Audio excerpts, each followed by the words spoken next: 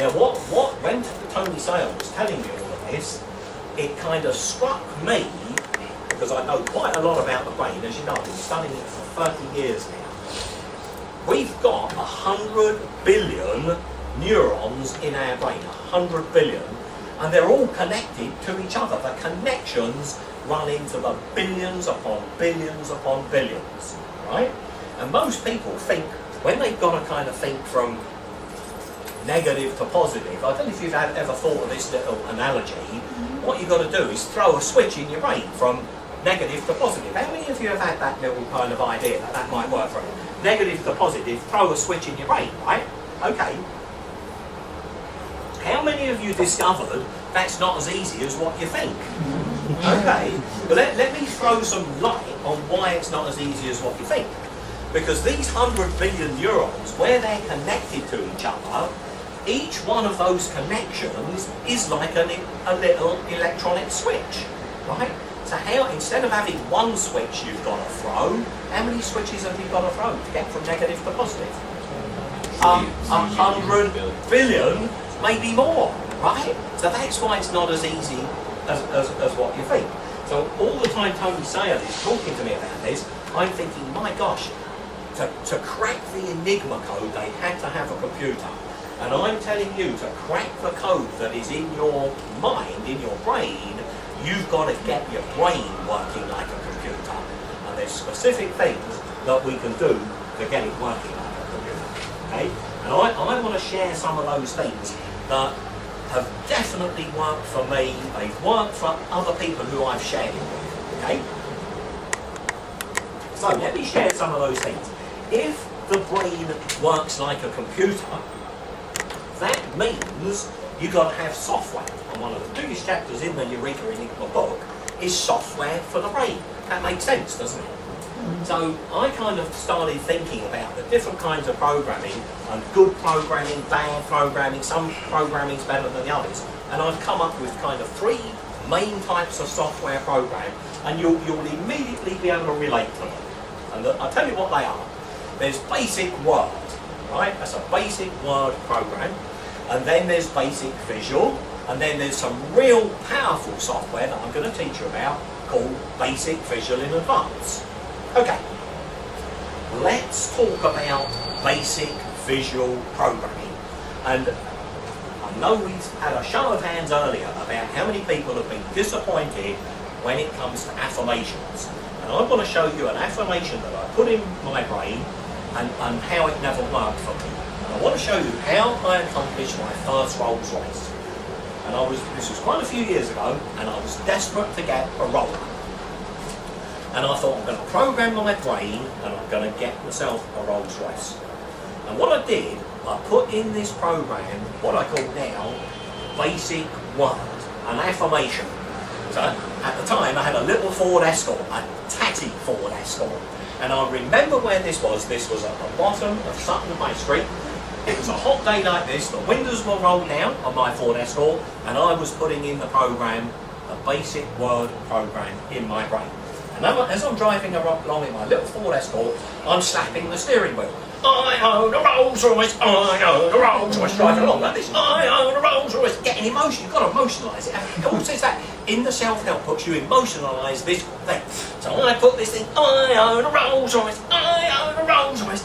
And it was a hot day, the windows were rolled, and I was determined to put this program in my brain, emotionalise it. Slapping the steering wheel, verbalising it, basic Word, I own a Rolls Royce. And then suddenly the guy in front of me stopped a bit sharpish, and I only just managed to stop right at the bottom of Sutton High Street.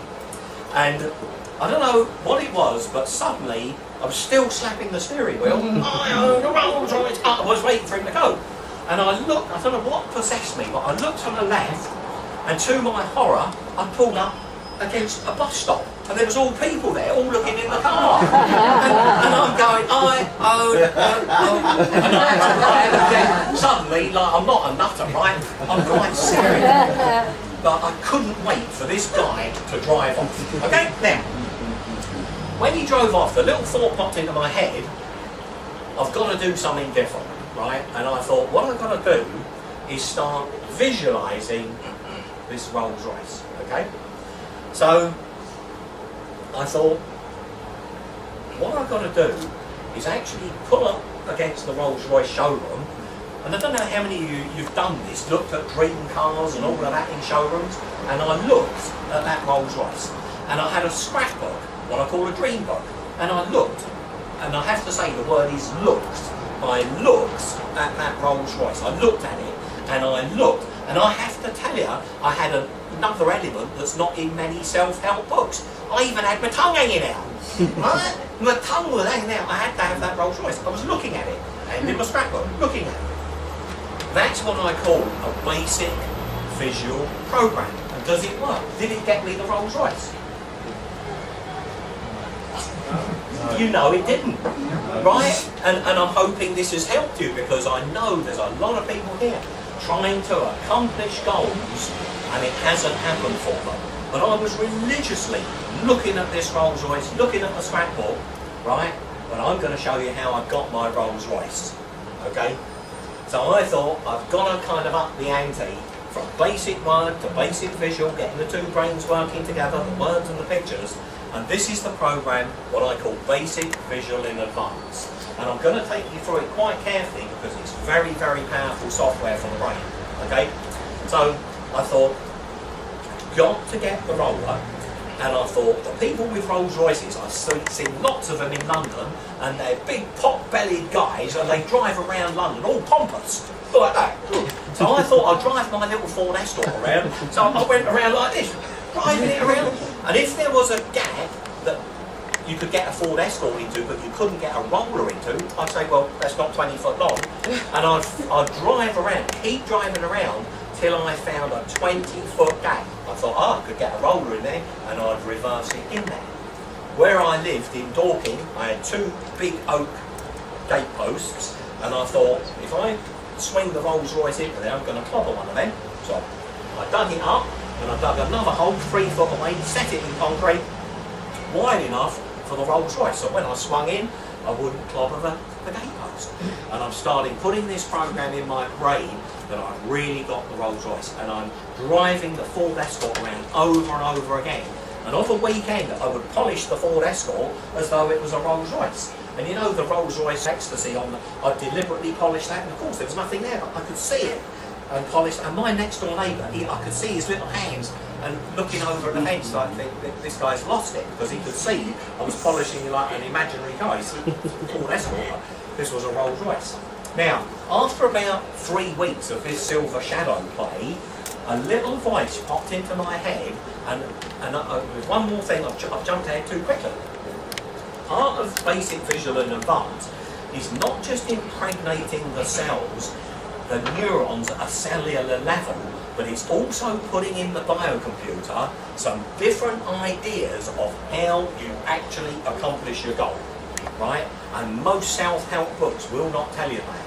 But you've got to start feeding some stuff into the biocomputer. How am I really going to accomplish this?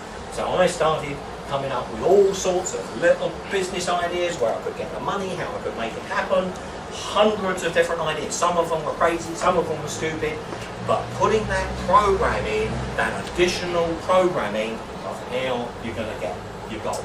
And I know, because I've talked to a lot of people in this room, and I know quite a few of you, trying to accomplish goals, you're trying to get your biocomputer to do too much work on its own, and not giving it enough what I call kickstart programs to kickstart it into life to start making this thing happen for you. Okay? Now,